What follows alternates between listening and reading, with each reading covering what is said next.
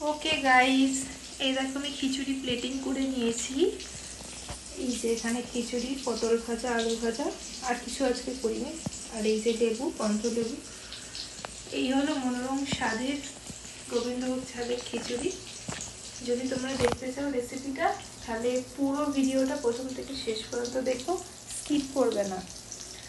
আর যদি তোমরা স্কিপ করো তাহলে তোমরা প্রসেসটা জানতে পারবে না। খিচুড়ি রান্না খুবই সহজ, কিন্তু টিপস অ্যান্ড ট্রিক্স আছে।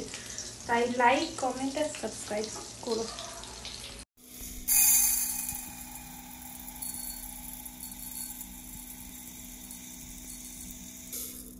আজ আমি বানাতে চলেছি নীল ষষ্ঠী উপলক্ষে খিচুড়ি। আর সেটার একটা খুব সিম্পল রেসিপি তোমাদেরকে দেখাবো। এই যে 1 কোণকে সোনা মুগ ডাল আমি নিয়ে নিলাম, এবার ডালটাকে আমি ভাজবো। কড়াটা আমি বসিয়ে নিয়েছি, আমার একটু তাড়া আছে তাই চটজলদি ডালটা দিয়ে দিলাম। কড়াটা মোটামুটি গরম হয়ে গেছে। 1 কোণে আমি কিন্তু মুগ ডাল দিচ্ছি। এবার এটাকে কন্টিনিউয়াস নাড়াচাড়া করতে হবে, কন্টিনিউয়াস নাড়াচাড়া করে যেতে হবে, যাতে এটা ডালের মধ্যে কাঁচা যে মুগটা আছে সেটা না থেকে ডাল রঙটা কিন্তু চেঞ্জ হয়ে যাবে। হালকা যে রঙটা রয়েছে সেটা ব্রাইট ইয়েলো কালার আসবে, আর সেটাই হবে ভাজা মুগ। সেটাই খিচুড়িতে ব্যবহার হয়। ডালটা ভালোভাবে না দেয় এইটুকুনি রয়েছে। এখন আমি খুব বিধ্বস্ত হয়ে গেছি, কারণ আজকে আমার উপোস ছিল, নীল ষষ্ঠী ছিল। এবার আমি রান্নাটা করছি। খিচুড়ি সবাই তোমরা খুবই ভালোবাসো, আর খিচুড়ি কিন্তু খুব তাড়াতাড়িও হয়ে যায়। তো দেখতে থাকো চ্যানেলটা, আর লাইক করো, সাবস্ক্রাইব করো।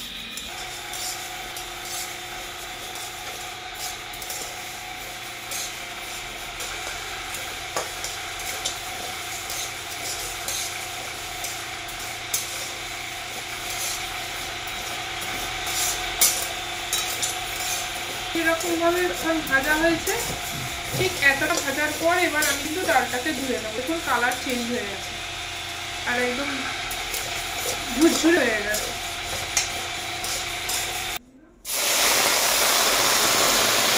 এবার ডালটাকে কিন্তু ধুয়ে নেবো।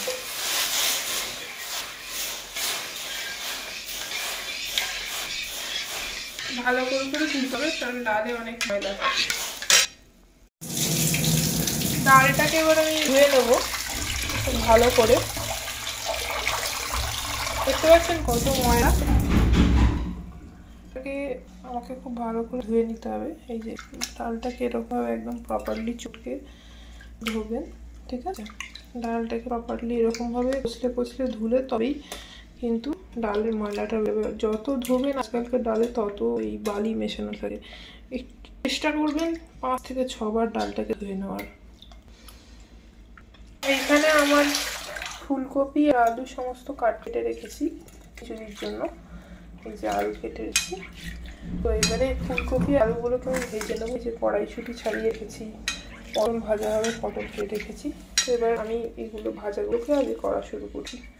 সব কড়াই আমি তেলটা দিয়ে দিয়েছি। এবার আমি সব আস্তে আস্তে আলু ফুলকপি ভেজে নেবো। আলুগুলোকে আলাদাভাবে কেটেছি। কড়া, আমার এই কড়াটায় আস্তে আস্তে সুবিধা হয়।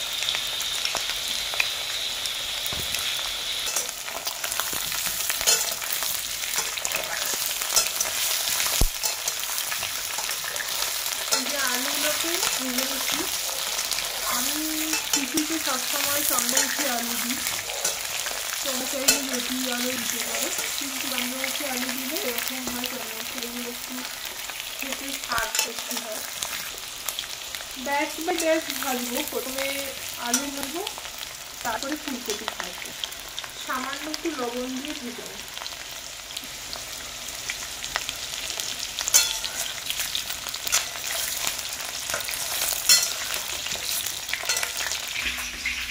এইদিকে আমি জল গরম করতে বসিয়ে দিয়েছি। জলের আঁচটা চেক করে নেব। জলটা যখন ফুটবে তখন আমি এই যে ধোয়া ডালটা দিয়ে দেবো। জল গরম থাকাকালীন এর মধ্যে আমি কাঁচা লঙ্কা ছিঁড়ে ছিঁড়ে দিয়ে দিচ্ছি।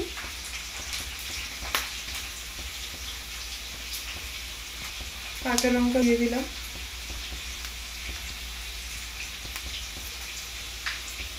এর মধ্যে এবার দিয়ে দেবো তেজপাতা।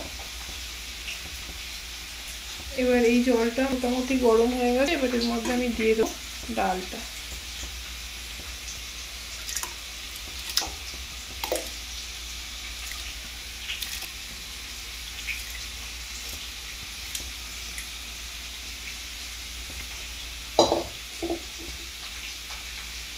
ফুলকপিগুলো এবারে দিয়ে দিচ্ছি।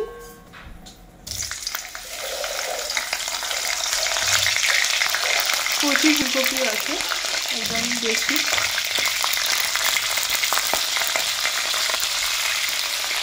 অনেকটা ফুলকপি আমি দিয়েছি, দেখো ফুলকপিটা অনেকটা বেশি, যত ফুলকপি করবে তত খেতে কিন্তু ভালো হয়।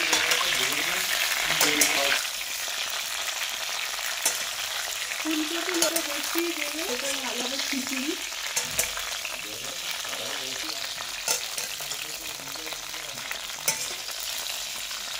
ফুলকপি কচি দেখে নেই, সবসময় সারা বছর এরকম সুন্দর ফুলকপি পাওয়া যায় না। আমরা এই চৈত্র মাসে পাওয়া যাচ্ছে, আবার আজকাল তো সারা বছর পাওয়া যায়, কিন্তু এত সুন্দর বেশি ফুল পাওয়া যায় না। যাদের যাদের পাওয়া যায় তারা এখন কপি নেবেন আর আলু কপি দেবেন, ভেজে নেবেন। আমি খুব আলু কপি কিন্তু ভাজি না, এরকম ভাজা দিবেন। একটু সামান্য লবণ দিয়ে দেবো।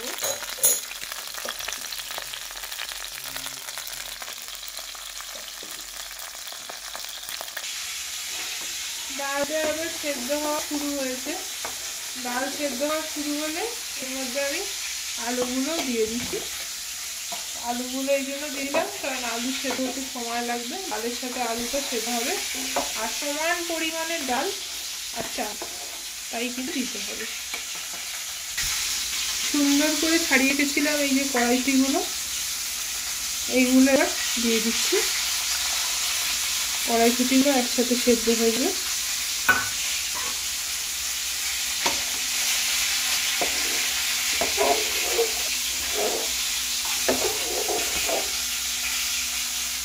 এর মধ্যে এবার আমি দেব হচ্ছে হলুদ।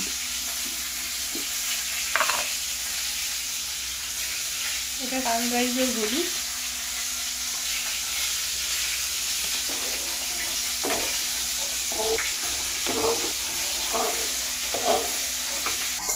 এইখানে আমি ভাজা ফুলকপিগুলো তুলে নিয়েছি, দেখুন কি সুন্দর হালকা লাল করে আমি ভেজেছি, একদম ক্রাঞ্চি হবে এই ফুলকপিগুলো।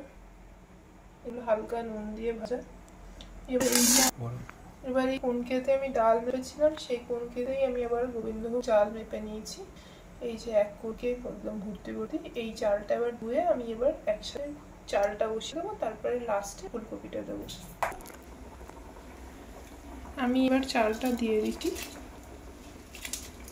সাবধানে দিতে হবে যাতে ছিটে না আসে গরম অবস্থায়। এবার আমি আস্তে আস্তে করে ফুলকপিগুলো দিয়ে দিচ্ছি যাতে ফুলকপিগুলো সেদ্ধ হয়ে যায়।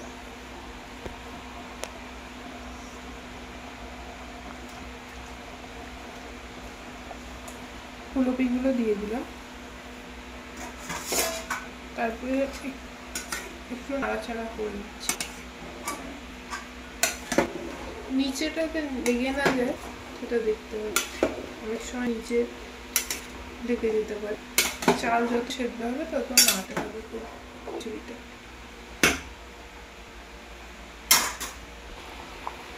আমি এবার টমেটোগুলো কেটে নিয়েছি, 3টে বড় বড় টমেটো, ওগুলো আমি দিয়ে দিচ্ছি আস্তে আস্তে করে এর মধ্যে। টমেটো ছাড়া খিচুড়ি খেতে ভালো হয় না। আর একটু আমি নাড়াচাড়া করে নেব। এবার এইখানেই হচ্ছে টুইস্ট, আমি ফোড়নটা একটু বাদে দেবো, যখন প্রায় হয়ে আসবে সেদ্ধ ডাল আর চাল দুটোই।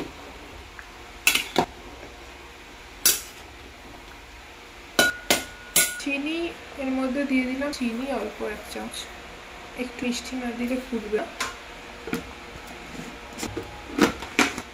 তেল গরম হয়ে গেলে আমি ফোড়নটা আলাদা করে দিচ্ছি। এর জন্য আমি দিচ্ছি শুকনো লঙ্কা,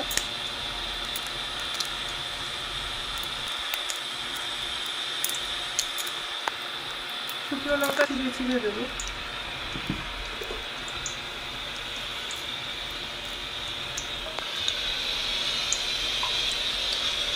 আরেকটা শুকনো লঙ্কা দিয়ে দিচ্ছি, লঙ্কার টেস্টে বের হয়।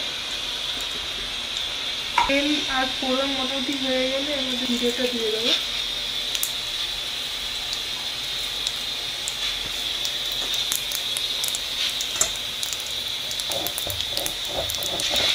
এটাকে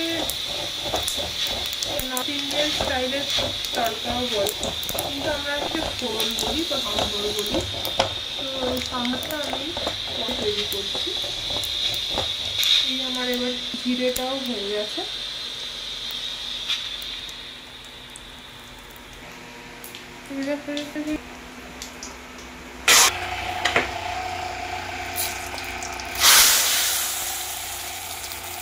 এবারে ফোড়নটা আমাকে দিয়ে দেওয়া হলো। ফোড়ন দেওয়া হয়ে গেছে। ফোড়ন দেওয়া হয়ে গেলে এবার এটাকে একটু ভালো করে নাড়তে হবে, বারবারে নিচে দিয়ে যাওয়ার সম্ভাবনা আছে। এর মধ্যে এবার আমি দেবো অল্প পরিমাণে ঝর্ণা ঘি।